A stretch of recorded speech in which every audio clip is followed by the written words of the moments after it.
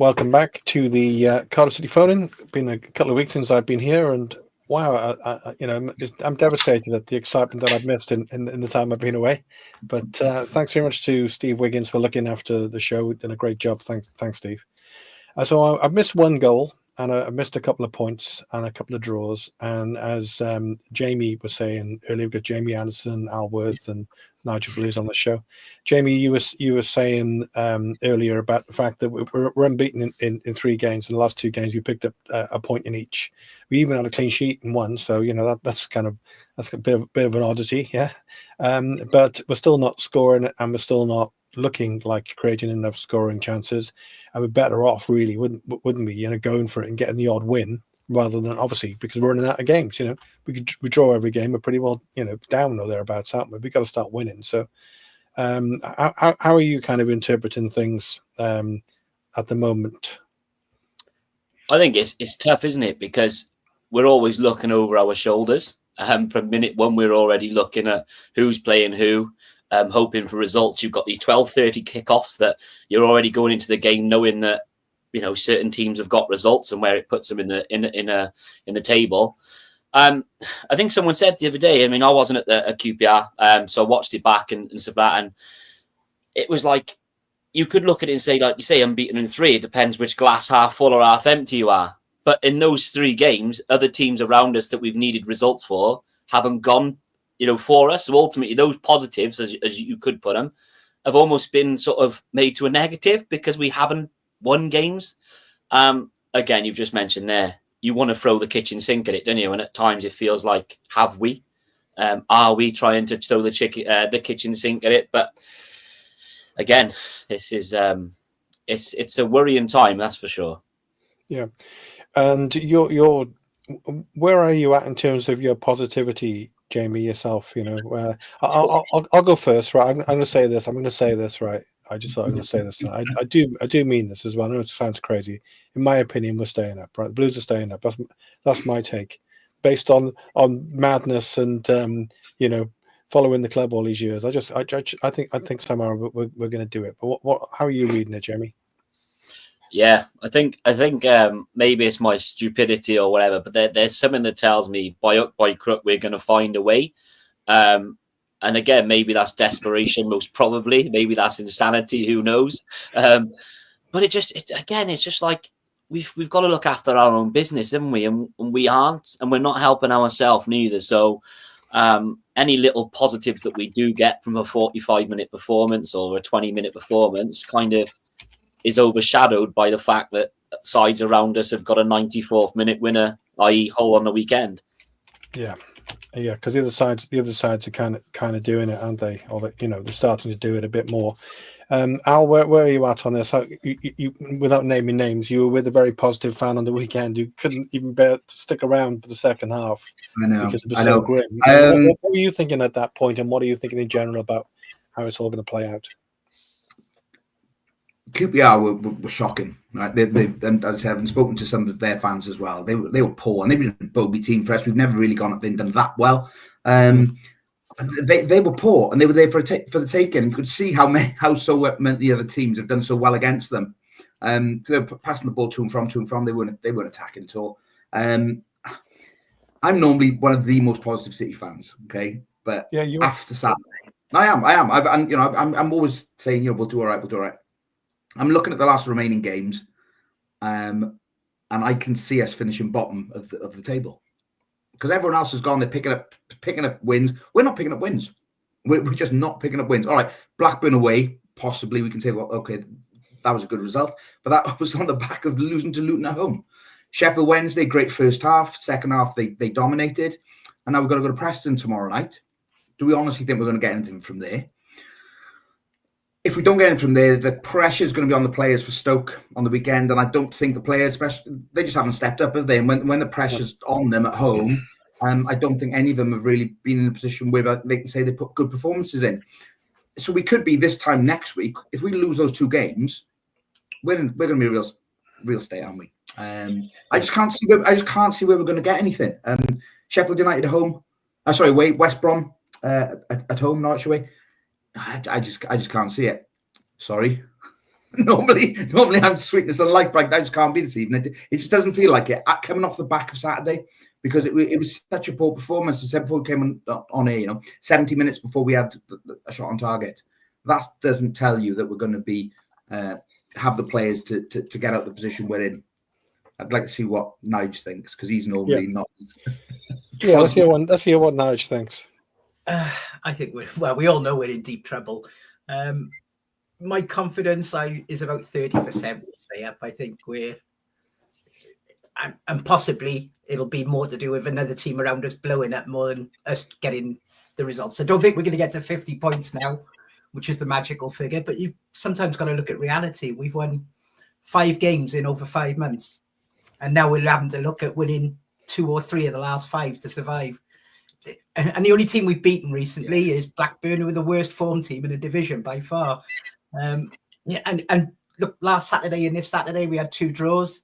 Everyone in the bottom 9 picked up 1 win in their last 2 games. So even though we had 2 draws, we've fallen further adrift, and that's the problem. So it was welcome to see a clean sheet on Saturday, but you can't overlook QPR had 8 missing and both their strikers. And unfortunately, we just didn't really create anything, did we? We had a couple of half chances late on. Maybe we could have scored with 1 header later on, but the side just looked disjointed at the moment. We put the 4 attacking players in on Saturday, but there didn't seem to be a midfield behind them giving many support. No. Cam Chambers went missing. We'll talk a bit more about that game later, but to me, that looked like a League One football match on Saturday. Looked nothing like a championship game at all. And also the Luton match. The Luton match was just a dreadful, dreadful match. Two poor teams lacking confidence, I want him to stay up. I'm really hopeful. We've got to beat Stoke and Oxford, and I think we've got to win tomorrow night or get something out of tomorrow night. Yeah. If we win those 2 home games, Stoke and Oxford, maybe we give ourselves. Well, that change the whole picture, isn't it? I mean, it's a massive. We're running out of games. We've only got like 3 or 4 shows to go, and it's all over for this. So the games are rapidly kind of declining. So if we were to win those 2 games, the magic if. Rudyard Kipling and all that. If we were to win in those 2 games, then we're knocking on the door of survival. All of a sudden, we lose those 2 games, and we're knocking on the door of bye-bye. Off we go to wherever they are down there in that division. And Wrexham taking our place, but there we are. Well, it's interesting. It's interesting at the moment. In the bottom 3 teams are the 3 teams with the worst goal difference. Yeah, they are. And I always look at that because it's worth an extra point, isn't it? We say, it's okay now. If we get a win and we go level on points with Hull are -8. We're -20. I mean, it just tells you that all you need to know about a season, really, doesn't it? So our goal difference. I mean, we go on about that game at Leeds, but it is. They say it's worth an extra point, isn't it? Well, it certainly is. So if you look at the teams above us, Derby -10, Stoke -12, Hull -8. So there we go, and we're -20, Luton -25, Plymouth -36. So it kind of I wish I could get some crumbs of comfort looking at the table or looking at the remaining fixtures, but it's difficult. It's difficult to. It seems like if you were to say now our team tomorrow night, I don't think any one of us could name the starting 11. That's a really good point. Well, it's all, no one can. We don't know what he's going. Is he going to sort of throw the dice? I don't know. Well, he has to throw the dice at some point, doesn't he? I mean, maybe he would argue through the dice on the weekend because it was a fairly attacking lineup that he went with. I didn't understand his substitutions. I really didn't. I just couldn't make head nor tail of what was happening, really. Yeah, well, luckily I missed. I was in a different country. I wasn't able to watch. I wish I was. So I probably made a wise choice there. But if I go to Jamie with this one from, I think we all know who this person is. Wales KTF, 1969. And the question there is, Jamie, if we stay up, it'll be the same old next season, because I think we'd all agree this situation we're in. It's just been coming. It's been coming, and we've survived quite luckily, including last season. Nothing will change. More of the same next season, and by saying after that, under another useless, clueless manager. In other words, not necessarily specifically Omer, but the fact we've had a series of, not particularly kind of effective managers. And I suppose the bottom line is not a particularly well-run club, Jamie? No, I can't disagree with it. I think, only last season out the last 4 seasons, we only had one mid-table finish. And even that stagnated towards the end. Yeah. Again, the Errol Bullitt had a certain way of playing, and it started this season very, very dire. But again, I suppose you can argue it's the same people maybe at the club that haven't acted upon a footballing structure, a footballing strategy. That I think a lot of fans are frustrated by the sort of short-term planning or the short-term actions as opposed to the long-term planning. We haven't developed. I wouldn't say we've done a lot of developing as a club or progressing over the last probably 5-6 years. Granted, I know our academy is doing a lot better, and that's great to see. Yeah. And we're seeing a few players now coming through, which is fantastic. But again, if we did have the relegation, then what happens to the academy? That will have their funding cut. It's a massive effect of if we get relegated on the club, not just on the playing team, but around the club in general. So again, we'd love to have some optimism, wouldn't we? But it just feels like because the same probably people are at board level, the same people are making the decisions, it doesn't fill fans with confidence because their decision making in the past and of late has been so probably lethargic and so wrong. Yeah, and there's a comment there from Phil Jones on the screen. Al, check this out. Last 6 games form guide. Derby 12. That's promotion form, by the way. Hull Luton 11, which is similarly really good form. Stoke 8, Oxford Plymouth 7, Portsmouth and Cardiff 6. Pressure is on when you only win 9 games all year. We deserve relegation. I mean, that's a reasonable argument. We can't, we kind of. We couldn't really say, if we do go down, we couldn't really say we didn't deserve it. I don't think at this moment. I think we are where we deserve to be. Someone else has made another comment on YouTube, just basically saying, there we are. We've been saying for the past 4 or 5 games we need wins, but we can't score goals. And how many sides at times we said the opposition on a poor run, and we do. We always say this. Don't we? I said before the QPR game, I said, "Oh yeah, they're on a bad run." Preston, I think on the greatest run, but the fact is they're probably looking forward to seeing City, looking forward to playing City because we're just so easy to play against. And going back to what Nigel said earlier, we haven't got a leader there. No. So as soon as we sort of get a little bit ruffled, they're all looking at each other, but there's no one there. And we've gone early in the season, when we had Jack Alnwick as our captain, and I'd made the comment earlier in the season. When you got your goalkeeper as captain, you need someone in the centre of the park, basically marshalling what's going on. Sort of Joe Rolls sort of figure. But we just haven't got it, have we? It's just crying out for it. The captain's armband comes up and they're looking at each other. Who's going to take it? Well, I was actually thinking about that earlier today, Al. So say Callum O'Dowda picks up a knock, during the match. Yeah. I wonder who would become the captain. I suppose Callum Chambers was AC. He was in there, yeah, he would. But then he was injured on. He had a family matter, I think. Oh right, I think so. Yeah. Realize. But then, and then it was surprising then because he gave Ruben Colwell another chance, didn't he? He didn't have to bring him in. He could have brought in David Turnbull or Robertson. Gave Colwell his chance. I don't think anyone would say that he grabbed it with both hands. No. It's one of those ones, I think, because our defensive record is so poor. I mean, we concede some, let's be brutally honest, some terrible goals. And you look at the defending, whether it's the shape, whether it's the individuals, whether it's, whether you think, why on earth they've done it. It's consistently happened this year, whether it's the same player or whether it's a group of players lapse of concentration. We hear the word mentality. Well, mentality can, I think, in my opinion, it is only my opinion, when a manager's talking about mentality, I think it has to start from the sidelines as well. We've conceded probably a few goals straight after the back of half time where, we think, right, like Sheffield Wednesday, we know that teams are going to make changes, etc.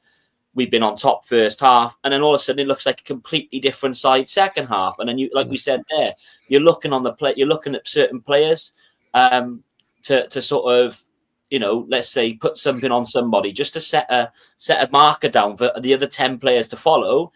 And at times you don't see that. You kind of see players looking to the sideline, asking for instructions and so on. And it's a culmination of things, I think. But mentality, like you said there, this isn't something that's happened probably the last few weeks. This has happened all season. He's, I'm trying not to make it about the manager, but as a collective, this group of players have been here for all season. So something hasn't been right. Whether he's thinking that if he opens it up too much, goes to attack, and we're going to concede more than we're going to score, I don't know.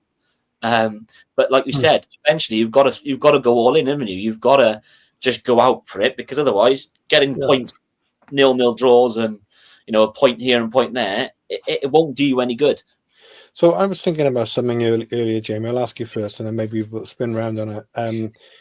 About the fact that when Omar came in, I think it was December he started, and his first game was Preston. Funny enough, we lost 2-0. But when he came in, he'd been part of Errol's backroom team, and I think probably one of the major, excuse the pun because it's in my mind, the major own goals really for us this season has been the amount of time we spent prevaricating and bandying all his names around about who was going to come in as manager, and after all that, we went with somebody from the backroom team who pretty well played the same formation as Errol Bullitt has. I mean, it was, surely you'd think a club like Cardiff City, and it did chuck some big names around. Okay, they're not always realistic, but bringing in a fresh face, having a new start, giving it some commitment, it just seemed like that was a real waste of time, and didn't, has led us into a situation perhaps that we're in now. Yeah, could possibly. Again, and the term cheap gets thrown around a lot, doesn't it? Now, again, I'm not one to say that this person should be better than anyone else, but I think generally our better managers have probably been ones that have got experience and know how to probably manage. I think there's a big difference between coaching and managing. Now, again, there's no harm in having experience with you in the league. It doesn't mean that you've got to play a direct way of playing just because you're experienced. That's not always the case. I know that's what's probably brandished around, that you're going to be a dinosaur or what have you. Look at Mark Robbins. I know Stoke are not doing great, but when he gets his feet in the table like he did with Coventry, they played some really good football. But yeah, I mean, again, I remember it always sticks in my head. Someone tweeted before at Cardiff City over the years, bad form has got you a promotion, not a sacking. So again, you could argue that's the case. Why are we almost appointing from within? Why are we not going out and maybe getting a certain manager or a different type of manager? Whether that's because Vincent Tan likes the way that Omar delegates and operates, maybe because we know Omar's talked about how he manages up. Maybe that swayed his thinking in January and kept him here. I don't know, but again, it comes down to a football instructor, I suppose. What is our structure? What's our philosophy? What's the way we want to go as a club? And at the minute, I could talk to the dark outside, but I couldn't tell you what we're probably trying to do. I think we're caught in between trying to bring youngsters through, but trying to also be good. And it's like you probably can't do both in the position that we're in. So there has to be some sort of sacrifice as such, I think. What about you, Nigel? I don't think anyone can make any sense of what's going on down here. That's the problem, isn't it? Yeah. I mean, if and when we get to the end of the season, no matter what happens, there's got to be a huge inquest over the club, how it's run. Because, for me, there's problems with the squad, there's problems with management, but it all starts with the hierarchy at the top of the club. Omar Rizza, I think if he was the man who you wanted as manager for the season, the least he should have had was a mentor support. He's got no one. There's no day-to-day contact for him. He might have occasional phone calls with Vincent. Let's say he had a Neil Warnock as just as a mentor. I remember Lenny Lawrence used to do a similar thing. Yeah, I think our defence would have been sorted out. We would have had a few more clean sheets, and with a few more clean sheets comes a few more results. I saw that graphic a minute ago about how many points we've had in the last 6 games. Yeah. Don't forget, we were winning at home to Sheffield Wednesday and Luton in the second half. So many times we've been winning this season. Yeah, 22 points dropped this season. And when we haven't been winning that many games, really, over half the games we've taken the lead, we've not hung on for the result. So doesn't that, Nige, doesn't that come down to character as well? I mean, I know I always bang on about, you've got an Indian Park shirt on if you can read it. I always bang on about the old days, but like if we, just imagine the characters that some of us grew up with. We got to win here, boys. They would hang on to it. They'd have the character, they'd have the guts, they'd have the fight. I don't see that kind of character unfortunately much in the squad. So. I think it's manifested itself with the support. It's fantastic away, QPR away support on Saturday is exceptional. I know that, but there's not that great deal of belief or confidence in them, is there? We've got a relegation battle on. You can watch these other sides. The players are fist pumping the crowd and geeing them up. You don't see any of that at Cardiff. Just those little things to fire up the support. We don't seem to win that many huge 50-50 tackles that seem to get the atmosphere going. And it's sometimes those little things can make all the difference. Derby are getting 30,000 behind, and they took a huge support to Swansea on Saturday. There's just not that belief and confidence in Cardiff, and in fact, the club don't do anything to promote a crowd to go down the stadium at the moment. That's another issue, isn't it? But it's I think there's season, so many things wrong there. It's hard to say what's right. Isn't it? 125th season, right? 125 years and all that. I think Al talked about this before now, where we've had sort of special seasons and things haven't always gone very, very well in those seasons. But it's almost like it appears like a bit of a perfect storm, really, because Nigel, when Rambo picked up that injury, you could see straight away he was gone. Then Joe Rawls is knackered, and all these different players, and it just seems like one problem after another. Well, that's one of the other inquest points. I think when it gets to the end of the season, what goes on down there medically? Players get injured all the time. They go missing, or they're going to be back in a few weeks, and it's always a couple of months longer. There's so many things to me that seem wrong at Cardiff City that whether we stay up or go down, yes, things have to change massively at the end of this season, and really got to start from the top. The problem is the structure, the whole structure of the club and the hierarchy. And if we keep the same hierarchy, we're going to see the same thing no matter what happens this season. Yeah, and I suppose you could argue it's a little bit premature, Al, to go down that route, but we have talked about it. We won't go into too much detail. We'll maybe wait for the next few games. But if things don't pick up and we don't improve, then we are going to go down. Basically, we have to improve. We have to improve the result. Even if we don't, even if we stay up, this whole process needs to happen. Because otherwise, we're just going to be this. It's just going to be rinse and repeat, and every single time this is going to happen. It's interesting what Nigel said about there's got to be an inquest, and I totally agree. But who carries out the inquest? There's no one there. There's no one there, right? And what I don't, it's almost like, and I feel sorry for Omar. I really do feel sorry for him. Right, he's not up to the job, right? That's not his fault. He was given it, right, and. He looks like he's aged 10 years, the poor bloke. If you see him at a press conference now, he looks like they dragged him off the street, doesn't he? He looks terrible. And no, he does. I mean, his missus or whatever was thinking, Jesus Christ, I'm on your own. Don't stay up that place any longer. But he does. But it's almost like he's then, going through all of this. And then if he's questioned, or do you have anything to do with the hierarchy, then he's got to give it this fawning praise that, yes, I've spoken to Dalmino. And they've done it. All managers do it, don't they? Oh, thank you very much to Vincent Tan. What? Because he speaks to you on the phone. I mean, come on, there's got to be someone there. And I've always laughed about it. Said, who opens the key to let people into the stadium in the morning? Because we don't know who's there, right? There's no one overseeing everything that needs to be done. So yes, there needs to be an inquest, but I can't imagine. No one can speak against the owner there, so he gets his own way. So what he says goes. And I know a lot of City fans will say, well, he's putting the money in.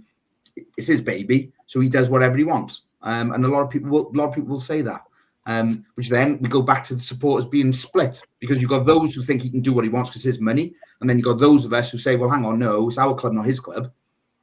Again, that's a whole new if or when we go down. But what I would say is, if we stay up or if we go down, the process has to start. We need, at the moment, you've got a very uncertain back room of inexperienced staff with Shaw, Pearce, Ramosset, and Rizza.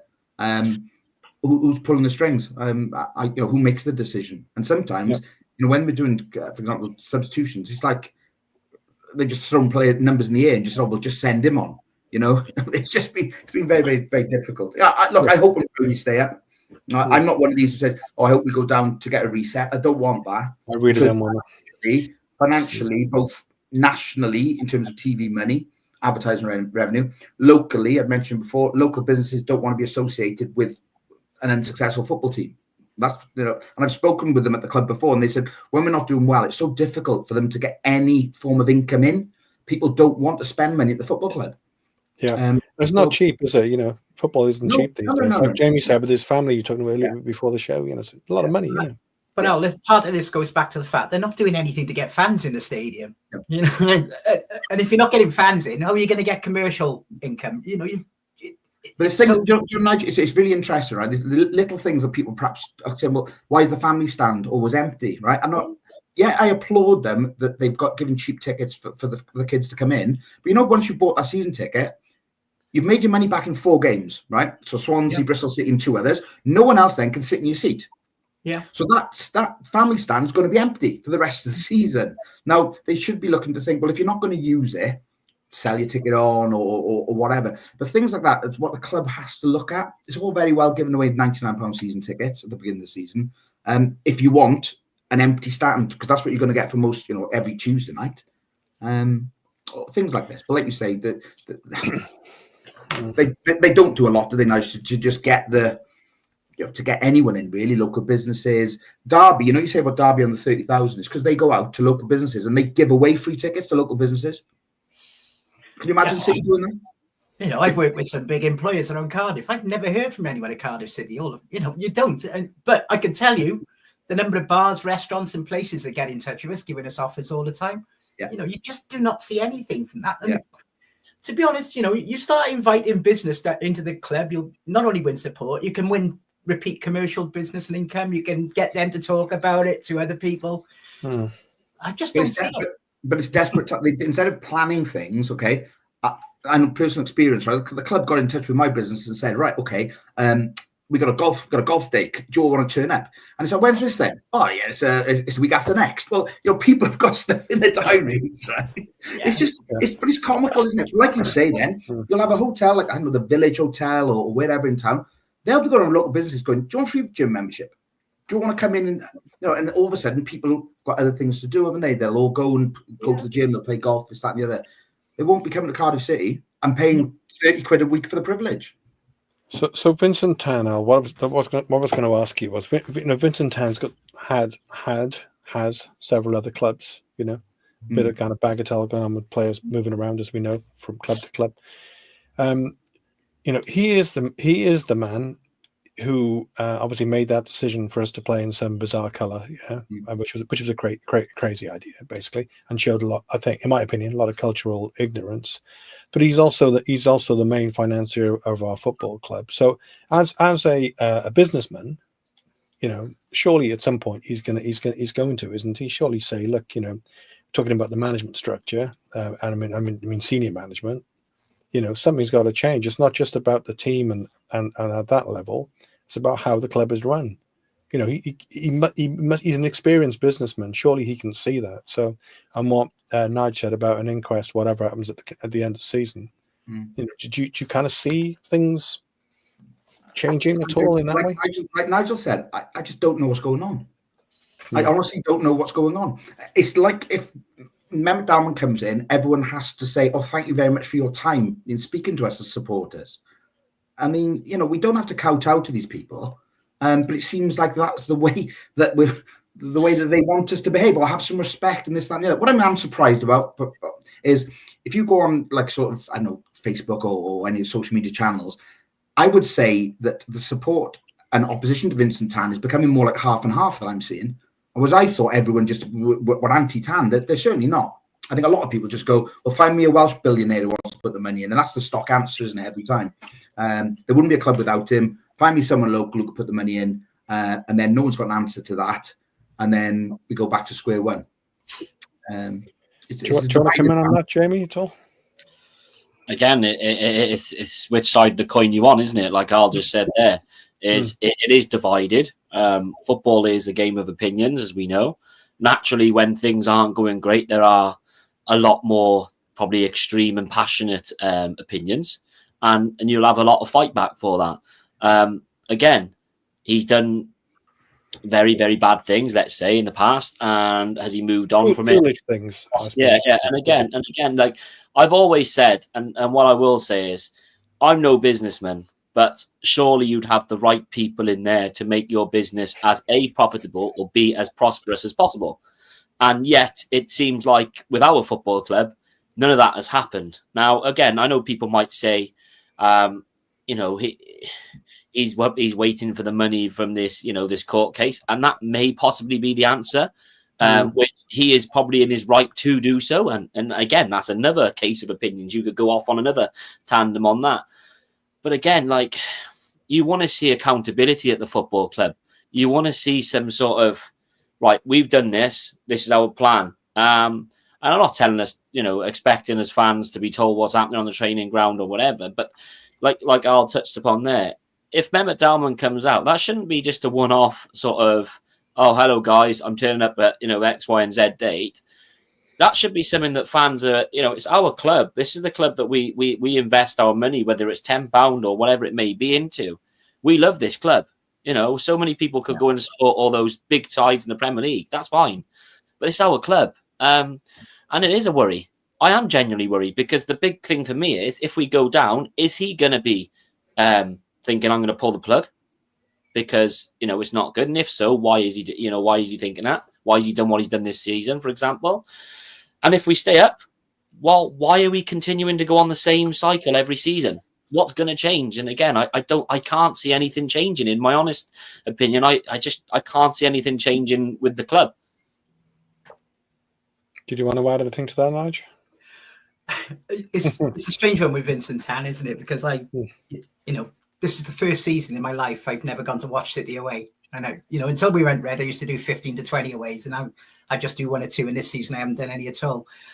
But I respect what Vincent Tan does as an investor. But there's another part of me who goes, half the reason we got so much debt is because of the way Vincent Tan runs the club, the way it's set up. It's just wholly wrong. There's no structure there, and he's pumping in millions because of his bad running of the business and his bad decisions. And then you look at his club in Belgium, who are going down, exactly the same thing. Also got Ken Chu as a part-time CEO, and what's the common denominator there? It's it's the people at the top, isn't it? It's not the clubs themselves. So Vincent Tan, now 15 years at Cardiff City, and I did put it on Twitter last night, he's on the verge of taking us to a worse position with more debt and less support than when he came here. And that's not a good commendation for 15 years of Vincent Tan, but that's where we are today. Like I said, it's just bewildering. I think it's so badly run as a business, and I think he can get away with it in Malaysia because he's a deity there, and he's very influential with politicians, and he can do things in business there he couldn't possibly do in this country. And he just does not like to be challenged, does he? He doesn't like to say he's wrong. He's got it in his head that he won't have a sort of mentor or director of football because of something that Malky Mackay's number 2 did 12 years ago. He won't spend big transfer fees because of Cornelius and what went on there. And I think, bad things happen in business all the time. You've got to get over it. I don't know what is the problems with Vincent Tan, but I think the biggest one is he's got no connection to Cardiff City support or football club. He's got no understanding of this club. He's got no understanding of the supporters. And with that, he's just in his little cocoon. And probably his only day-to-day contact is Delman and Rizzo. Well, he's not going to get the story of the club from them, is he? They'll give him the story that he wants to hear. That's basically it. They'll tell him, everything is X, Y, Z. It's the fans' fault. They don't like you, but they're nasty people. Do you know what I mean? I think there'll be a lot of that going on. It's sad going on what you were saying, Nigel. There's a lot of us sort of, I say of our generation, but I was with someone who came up on Saturday, and he used to go every City away game. He goes every Wales away game. You'll know what I'm talking about. And he was the same. He said it was his first away this season. And he was just like, and these are Cardiff City fanatics. Yes, there's a new generation coming up behind. I get that. Yeah. But this new generation have never seen us play in League One or the old Division 3 or Division 4. I don't know how much they're going to like it, but it's going to be difficult. It's a good time, though. I didn't make it. Yeah. A lot of rubbish. We're going to be playing over in Leckworth, aren't we? That's the problem next year. Yeah. So. If we're lucky. Was there clutching at straws here, Al, a little bit? Yeah, but there was talk of we had at least a half decent penalty shout on the weekend. You know, would you go with that? Was it a definite pen? Was it bad refereeing? Is that just literally clutching at straws? Very much so. I think you just papering over the cracks really. Yeah. You know, if it takes over an hour to have an attempt on goal, tells you against a very, very poor QPR team. It has to be said that. I was surprised how poor they were. You know, and towards the end, I was thinking perhaps we might be able to scrape something. But you know, coming out, some QPR fans have said to us, they said, "Oh, we haven't seen anything today in Cardiff City that we think that you're going to avoid the drop." And I was kind of, that sudden realization to me. Then I was like, "Well, you know, difficult, isn't it? Very, very difficult." What about the fact that Jamie on the weekend, appreciate you, you know, you were at a wedding and I was in another country, but bringing on Darland at halftime, we talked about this a little bit earlier on, I think, before the show, and then Joel Bagan. I love Joel Bagan, but I love Joel Bagan as an out-and-out left back. And if you want people with a bit of fight and a bit of bottle and someone to put a tackle in, is 100%. I put Joel Bagan right at the top of the list myself, right? So, you know, if Darland comes in, surely Bagan, you know, I'm thinking about tomorrow night a little bit now, you know, what about putting Bagan in at left back, which is his position, just to say, and maybe O'Dowda, giving him a shout on the left, maybe battling out with Ollie Tanner for that role, and get some, you know, pegs in the right holes, you know. Again, that's the term that's been brandished around all year, isn't it? Square pegs, round holes. Now, you probably can't, you know, you take your hat off to someone like Andy Rinomota, who obviously we know had, you know, the tragic news of his brother last week. Yeah. He still played on the weekend and gave a good performance. He's a centre midfielder by trade. This time last year, he was at Rotherham on their bench. This season, I think maybe that's summarised our season. There's been our better players have probably been the ones that have gone out of their natural positions and just slotted in because the demands of our club or the way that we are, we've had to do that. I'd love to see Bagan at left back, Darland, you know, and again, we bought Darland. Yes, he struggled, but he's coming from a different country. He's going to struggle because the Championship is an unforgiving league. But how do you expect somebody to get used to it if they're on the bench for a long period of time? Yeah. You know, again, like we talk about business, we bought Darland for a few £1 million. And we haven't seen, we've probably seen, was it 10, 11 appearances, whatever it may be. So, yeah, I mean, again, tomorrow is a massive one. You know, again, people say, oh, Preston massive. Someone said to me, no, it's not that. It's the fact that every game now becomes even bigger. Every game, every team selection gets, sort of scrutinised or looked at going, like, you've got to play this way. And again, you know, we all feel the pressure, don't get me wrong. But you can imagine what the pressure's like now. They've travelled up today, you know, thinking, goodness, we've really got to do something. We're not going to get given penalties because, let's be honest, we don't get given many penalties, if at any. But our set pieces this year, I said that was our saving grace in the past, but they've been terrible this year. Yeah, the set pieces, that's been mentioned, Al, isn't it? A couple of people have mentioned that in the comments. Yeah. They were, you know, you almost know as soon as we're going to be taking a corner, it's going to be overhit or not beat the first man. Time and time again, you know, we've been brought up, I suppose, on some good set pieces. Someone had mentioned earlier that were it not for set pieces last year, we had hardly any goals from open play, and that's where we've been found out now this year as well. Disappointing. We've got no height in the side, though, for set pieces. That's the problem. No, we're not a big physical team, are we? No. I when I watched Sheffield Wednesday down here last week, I know the terrible goal we conceded to them, but their centre halves were like basketball players, you know. Yeah. Cardiff City years ago used to be a very small side, and then we've got big and physical in recent years, but we just haven't got that at the moment. Salek apart, I would say. I think, like you said, Nigel, it's quite funny, isn't it? Because when you've seen the Sheffield Wednesday players warming up down the touchline, and you see our group of substitutes next to them, it was like year 7s against year 11s. Exactly.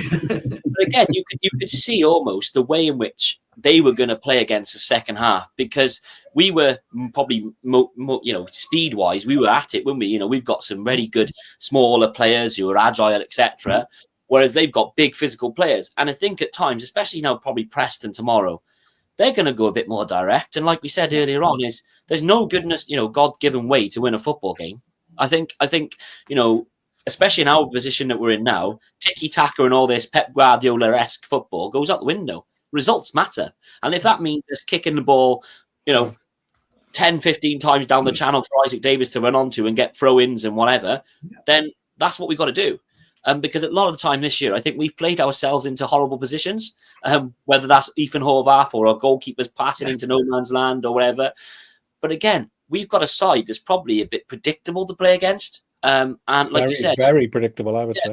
I think if you get corners against us, Horvath, maybe the sun was in his eyes. I wasn't there, so I don't know. But you've seen when he kind of had to pushed it in the air, then push it over the bar. He said, if you haven't got the height, we did it for many years, didn't we? We bullied side at set pieces with the likes of Sean Morrison, Sol Bamba, and all these players. Yeah, we knew that we could get goals from that. Yeah. But if you haven't got that, you're relying on your players to produce moments of magic and fluid football. Well, if you haven't got that neither, where are you going to score goals from? And like I said, I don't know how many tickets are sold for tomorrow night. I'm finishing work now tomorrow morning. I'll go straight there. Again, it ain't like someone said earlier on, it's not over till the fat lady sings. And I know that's probably the old school thing, and it's not. But again, we are worried, and I think that's a natural thing to be worried. But we have been in this position before. Unfortunately, there's no points deductions from other clubs incoming. So ultimately, we've got to do our own. And like Al, you said earlier on, our last two games of West Brom and Norwich, even though they could be in the playoffs and what have you, I still wouldn't. We've got a torrid record at Norwich. So please, for the life of me, don't have to go to Norwich and get 3 points on the last game, because that's a long old trip back if we know that we're going down. So we've got to start picking up points starting tomorrow. We really have to. We've got to be at it for 95, 96 minutes, not 45, 40, 46 minutes. Would you take a point tomorrow, Jamie? I've always said a point on the road is probably a good point. And that sounds daft because then you win your home games. But if you're not winning your home games, that point becomes ineffective. I suppose, again, like we said earlier on pre-show, is that when you're unbeaten and free, let's have a look at the other side of it. That would be normally, if you're in a safe position, that looks good, considering that you'd lost against Luton and what have you. But because sides around us are picking us off, they're getting wins against sides you wouldn't necessarily think. Luton are picking up a point at home against Leeds you wouldn't think they would do, and Portsmouth, etc. You think, these sides that we're slowly pulling back in, they jump away again. And it just feels like, it's almost like letting your dog have a bit of extra thing on the lead, and also you're trying to pull him back and that dog's gone. And like I said, is how do we play? I mean, I couldn't tell you a way that we play would be the way that we say is a successful way. Do we go direct off Salah and play Robinson just off him? Do we play Ruben as a 10 instead of an 8 or a 6, whatever it may be? I don't know. And again, like it's tough. But again, we're Cardiff City fans. I suppose this is why we love our club, because it's a roller coaster. It's it keeps you on the edge of your seat for good or for bad. It's nice to have the fun bits on the roller coaster as well, though, isn't it? Right? Yeah. And like I said, we sing when skies are grey, and at the minute they're very grey, they're very overcast. We just hope it doesn't thunder and lightning, because we need to get out of it, don't we? And I think this week is probably arguably our biggest week. I think this season we're like an Oakwood Park roller coaster, just not. But I mean, you're on about we're unpredictable. I think the only thing that is predictable about us is we got no idea who's going to start tomorrow, what formation we're going to play, and we got no idea what subs are going to be made and when. And it was quite funny. It was the QPR game on Saturday. He made 3 subs half time, and we did need to change. Don't get me wrong, because that first half wasn't working at all. But in my mind, I'm thinking he only did that because that's what Sheffield Wednesday did the week before, and it seemed to work for them. So let me copy him, because it's substitutions. It's baffling sometimes, and half the time they seem to be pre-programmed as well. He's made up his mind what he's going to do before the ball's been kicked. It's challenging. We just got to do. It's got to be an ugly result tomorrow, isn't it? I'm not expecting any quality. Ugly results are fine, aren't they? If we don't being great at the moment, but hopefully if we don't get anything tomorrow, if we don't get anything tomorrow, the big problem is Stoke and Luton are playing each other tomorrow night. Yeah, it's a big game tomorrow. No matter which way you look at that, okay. If we don't win tomorrow, right, we're 2 points behind Stoke at the moment. If they win tomorrow and we don't, we're then 5 points behind Stoke. Yeah. Wow. Okay, or we don't win tomorrow and Luton win, they go above us. Yeah. So no matter which way you look at tomorrow, right, we've got to win. I know you're saying, but would we accept the point away from them? Yes, we would. But that Luton Stoke game tomorrow could be, it's one where you say, well, you just want them to draw, I suppose, don't you? Because anything else is putting us in problems. Yeah, and some there's a lot big of games people this going, week. "Oh, Derby have Burnley tomorrow, don't they?" And Yes, they're you all do. thinking that's a banker win for Burnley. But then you see Oxford beat Sheffield Sheffield United on the weekend. Luton get a point against Leeds. Hull away at Watford. I think Derby's home form, again, when you look at Derby's home form, you talked about 30,000, whatever they get. Yeah. I think with Derby, their fans were fuming with how long they kept Paul Warne on, and that was right. What they did is they then acted and got John Eustace's. I know he's he's an ex-player of theirs or what have you, but it was the right time, I think, for them, because then they gave him enough time to kind of make his way. And it only takes one result, doesn't it? And it would happen to be against Blackburn that set them off on their tandem. And I think the other week I was looking at the form table, the top 6 form table, 2 of which are the bottom 3. Yeah. So obviously, naturally, when we're there, we're going, oh my goodness, Luton have got, Luton have taken so many points. And look how Luton were before we played them. Let's be brutally honest. Everyone was saying, why have they got Matt Bloomfield? But that's the Championship. Again, on paper, we've heard, how many times have you heard the word on paper, the words on paper this year?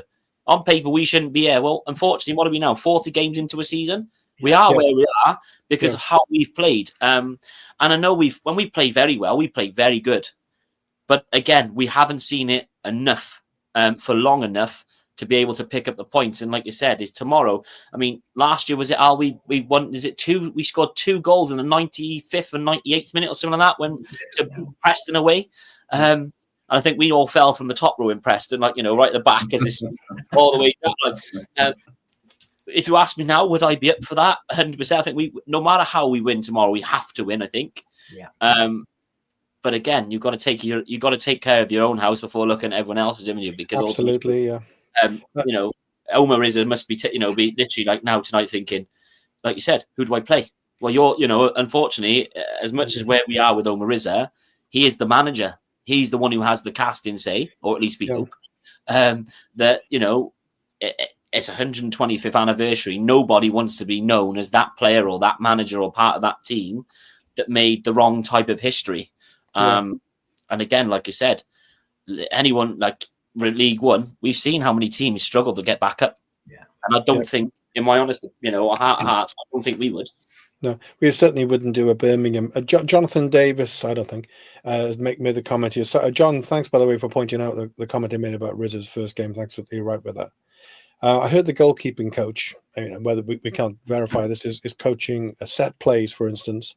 So it's easy to see why we're so bad at them. How many attacking set plays has a goalkeeper been involved in? And then Michael Whoops comes up with Football League World. I don't know how valid the source that is, but there you go. Reporting at least 7 Cardiff players earn well in excess of $1 million a year. I mean, and as you said, and if that is the case, then that's fantasy football. Yeah, that wouldn't be. The budget is very large at Cardiff, though. Reportedly, it's the 7th largest. It's up there, isn't it? Yeah. So, but that's not correct. Okay. But going to what you said, though, Steve. We're looking at Birmingham and Wrexham and the amount of money that they've spent in order to try to get back, or in Birmingham in particular, and the amount of money that they've spent.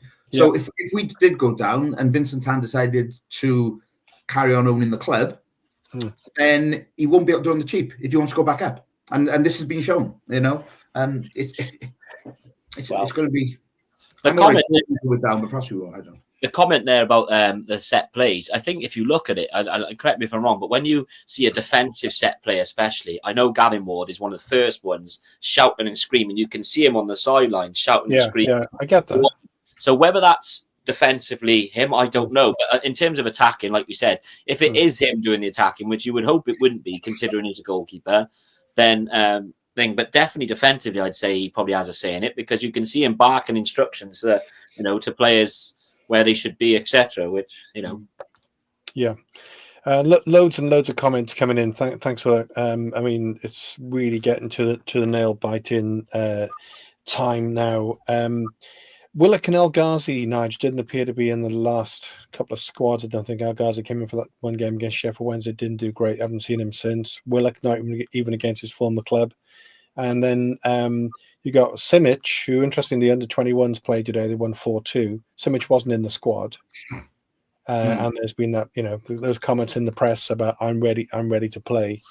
It seems as if Rizzo's kind of, in a way, condensing those players into the ones that he's going to go with. So do you see somebody like Simic getting a run out, or is that too massive a risk, even though we're not scoring goals? You may do, but I think we've got enough good attacking players now. We got enough match winners in our squad. In Isaac and Robinson, Salek, who I think is a quality striker. Unfortunately, he's just not getting the right service at the moment at all. But apparently, he won 14 challenges on Saturday, which was the most by far in the championship. He's a great player. I mean, we're just not able to get the best out of him at the moment. Yeah. But I think Simic will be behind those. But yeah, I would definitely have him on the bench because we've got to get goals tomorrow and on the weekend. And we only had 8 players on the bench on Saturday, didn't we?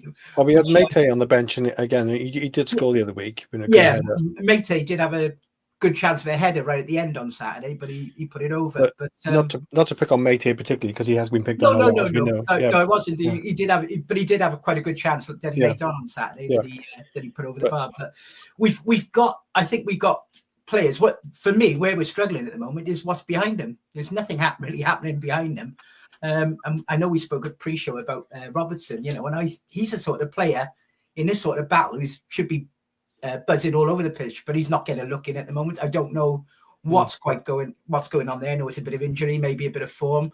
Manswerk, who looked to me is a quality player, but I think he's at times overdoing stuff now. He wasn't effective at the weekend, and it's probably because he's trying to be here, there, and everywhere. And it's just not right behind those front four. So you've got players like Alves who started brightly and he disappeared after about 15 minutes, didn't he, on Saturday? Isaac couldn't get into it. Salek was doing his bits and bobs, but he was pretty much unsupported. You've got to try and get a better balance in that front six. Maybe Callum comes back into it, whatever went on. Well, luckily, tomorrow it helps. I like 3-5-2 and I like 4-4-2. I like 2 strikers. Let's go some goals. That's what I like to see. People on the left foot on the left, people on the right foot on the right. Get the ball in the box. Let's get some shots on target. You might win the odd game. Good enough. Maybe it's just too obvious. But one thing we need to talk about a little bit, and I'll start with you, Nigel, and then I'll go to Al and Jamie. This protest thing is being talked about. I mean, how useful do we see that at the moment for the players and the club? And is it something you would support or not? I haven't heard about it. Well, is Anis planning another protest? Well, actually, you thrown the name in there, but maybe Jamie can give us more background on it, because you summarised it quite well earlier, Jamie. No pressure. Just on protest anyway, regardless who's behind it. I don't think now. I didn't get involved in the protest match, so. I respect anyone who wants to protest. I think everyone's got a right to do that. Yeah. Personally, I would not want to jump on board with that at the moment. I think it's not going to change anything that happens this season. No matter how much we register our displeasure. I think all we can do as fans is try and support the team, even though confidence might be shaken to the end of the season. Then do what we've got to do once we get there. Yeah.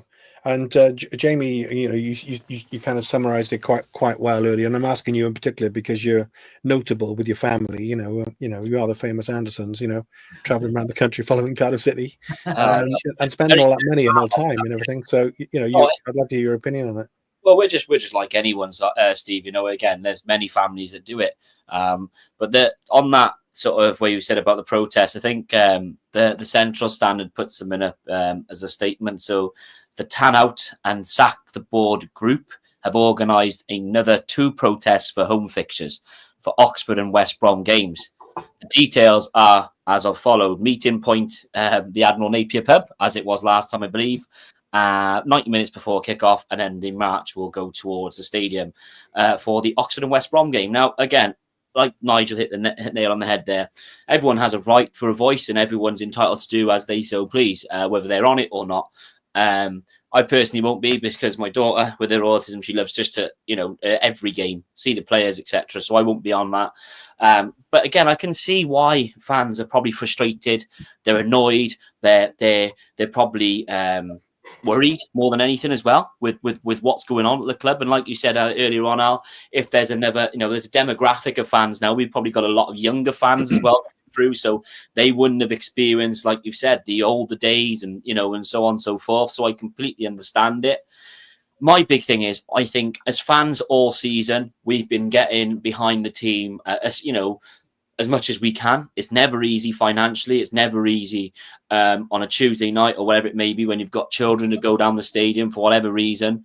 Away from home, I mean, again, I wasn't at QPR, but there was 1,500 fans there singing for the 90 minutes. So fans, we can play our part. At least at the end of the season, we can put our heads above water and say, well, at least we tried. If anything, we were there trying to help, and so on. So I think, there we go. So the central stand, there we go. I've just put a post on there, wrote to Dalman, he's received it. They have a meeting. No, that's good. Maybe that's proactive, but maybe it shouldn't get to that point in the first place.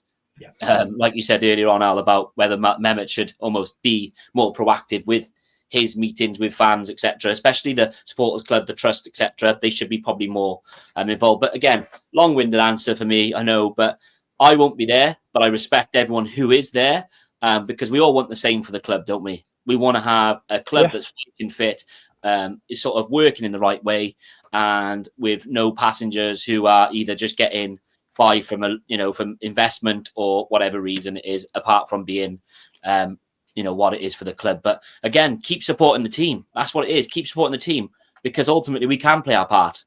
So Saturday, 3:00 kickoff against Stoke. I don't want to hear no Delilah from the away end.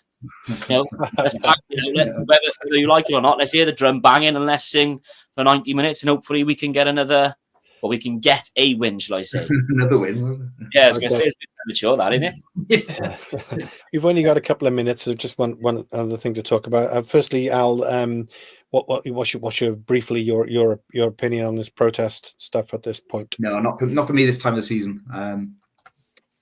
I've years and years ago when we did the Back to Blue protest, I was sort of went on that, but this is completely different, at the moment. I mean, I get that the outcome that everyone wants is the same, okay, but I can't think that I can't see that the protest is going to bring anything at the moment that's going to change anything. Getting a meeting with Dalman, like as laudable as it is on Thursday, what's going to happen? He's going to say a couple of platitudes. He's going to go, oh, don't worry, I'll change things. He doesn't.